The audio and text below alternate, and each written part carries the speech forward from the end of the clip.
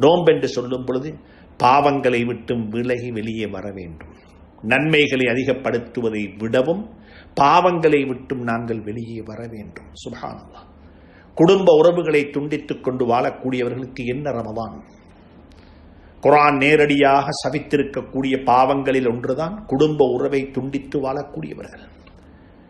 குடும்ப உறவுகளை துண்டித்து வாழக்கூடியவருடைய ரமதான் நோன்பு பசியாக தாகமாக மட்டும் இருக்கட்டும். நோன்பினூடாக எது கிடைக்க வேண்டுமோ அதை நிச்சயமாக அவர்கள் அனுபவிக்க மாட்டார்கள். தன்னுடைய ஈகோவை, அதாவது தனக்கென்று இருக்கக்கூடிய தன்னுடைய கர்வத்தை விட்டு கொடுக்க முடியாதவன் பசித்திருந்து தாகித்திருந்து என்னதான் பிரயோசனம்? குடும்பங்களுக்கு மத்தியில் ஒற்றுமை கிடையாது.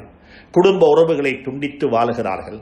நானாவுடன் தம்பி, தம்பியுடன் நானா, பெற்றோர்களுடன் குழந்தைகள், குழந்தைகளுடன் பெற்றோர்கள், மாமி மருமகள்